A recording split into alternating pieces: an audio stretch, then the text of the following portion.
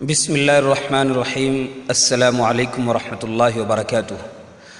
الدرس الثالث یعنی تیسرے سبق کے ساتھ میں آپ حضرات کی خدمت میں حاضر ہوں۔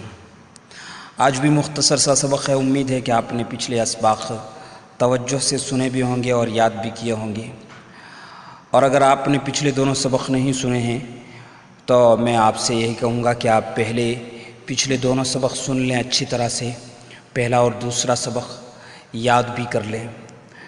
اور یہ بات ضرور کہوں گا کہ اگر آپ ان اسباق کو یاد نہیں کریں گے طالب علمانہ طور پر تو آپ کو ان سے خاطر خواہ فائدہ نہیں ہوگا، اس لیے ضرور یاد کریں۔ قرآن کریم کی زبان ہے، قرآن کریم کو سیکھنے اور سمجھنے کی نیت سے یاد کریں۔ قرآن کریم ایک انقلابی زبان ہے جس کے بارے میں اللہ رب العزت نے خود یعنی قرآن خود کہتا ہے، لو انزلنا هذا القرآن على جبل لرأيته خاشعا متصدعا من خشية الله۔ قرآن کریم اگر پہاڑ پر نازل ہوتا تو اللہ کے خوف اور ڈر سے وہ پہاڑ ریزہ ریزہ ہو جاتا۔ تو قرآن کریم کو سمجھنے سے اللہ کا خوف، خشیت الہی پیدا ہوتی ہے، اور اللہ کا خوف یہ ایک بہت بڑی دولت ہے، انسان ہر قسم کے گناہوں سے محفوظ ہو جاتا ہے۔ بہرحال آج بھی 4 لفظ ہیں، ھذا، ھذہ، ذالک، تلک۔ ھذا، ھذہ یہ اسی طرح لکھا جاتا ہے، ہا کے اوپر کھڑا زبر لکھا جاتا ہے۔ وہ آج کل فون وغیرہ میں کی بورڈ میں عموماً نہیں ہوتا ہے اور لکھنے کا رواج بھی نہیں رہ گیا، مگر یہ پڑھا جاتا ہے۔ یہاں ھذا، ھذہ اور ذالک کے ذال تینوں پر کھڑا زبر ہوتا ہے۔ ھذا، ھذہ، ذالک۔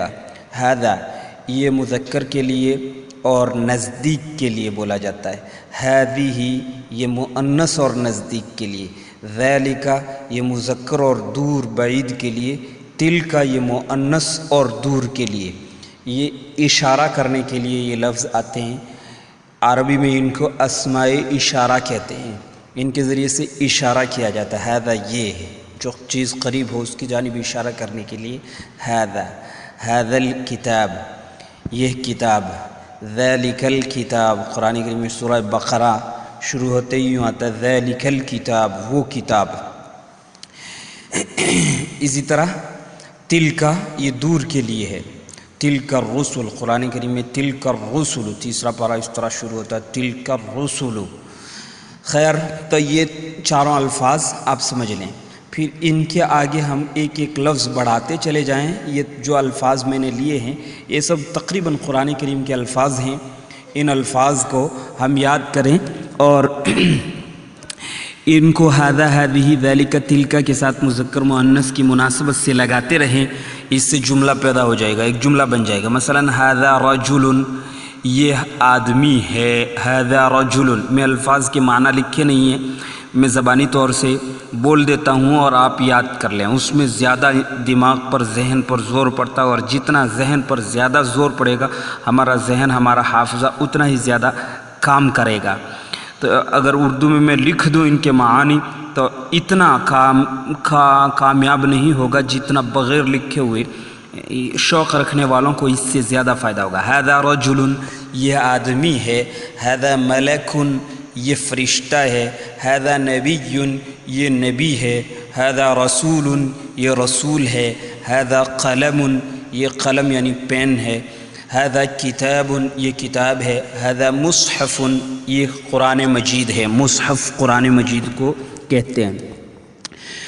ھذہ امرأۃ یہ عورت ہے، ھذہ جنۃ یہ جنت ہے، ھذہ سورۃ یہ سورت قرآن کریم کی جو سورت ہوتی ہے اس کو سورت کہتے ہیں، سورۃ ہی کہا جاتا ہے، اردو میں بھی اس کے لیے سورت ہی لفظ بولا جاتا ہے۔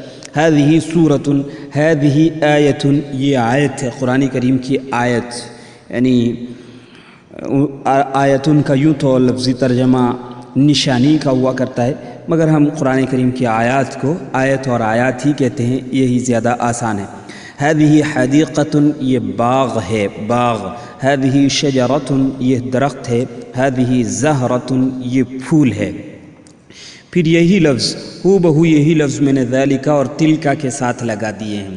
آپ اسی طرح لگا سکتے ہیں ذالک اور تلکا کے ساتھ، ھذا رجل، ذالک رجل، ذالک ملک، ذالک نبی، ذالک رسول. ان الفاظ کے معانی ضرور یاد کر لیں اور ان کے ساتھ ملاتے چلے جائیں. هذه حدیقۃ، هذه شجرۃ، تلک حدیقۃ، تلک شجرۃ، تلک آیۃ، تلک جنت. یہ اس طریقے سے آپ زیادہ سے زیادہ بولیں اور زیادہ سے زیادہ یاد کریں. جتنے الفاظ میں لاؤں گا انشاءاللہ تمام قرآن کریم کے الفاظ لانے کی کوشش کروں گا، یا پھر ایسا عام لفظ ہوگا جو قرآن کریم میں اگرچہ نہیں آیا ہے مگر بہت زیادہ عام ہے، اسلامی لفظ ہے. انشاءاللہ ایسے ہی الفاظ لانے کی کوشش کروں گا، آپ اچھی طرح سے یاد کریں. اس کے بعد میں نے دوسرے آگے یہ کچھ الفاظ لے لیے ہیں. ان الفاظ کے شروع میں آپ ھذا، ھذہ، ذالک، تلک میں سے کوئی بھی لفظ بڑھا سکتے ہیں اور بڑھا کر کے جملہ مکمل کر سکتے ہیں. مثلا ھذہ رسالۃ، رسالۃ کہتے ہیں میسج کو، پیغام کو.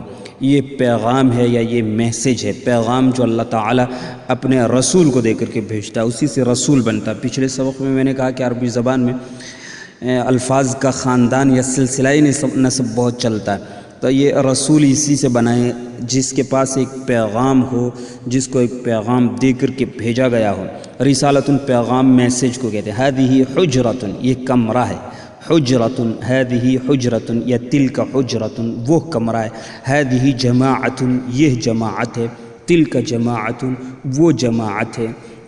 بضاعۃ کہتے ہیں سامان کو، ضروری سامان یا سفر کا توشہ، اس قسم کے سامان کو بضاعۃ کہتے ہیں. ارض، ارض، سماء، جہنم.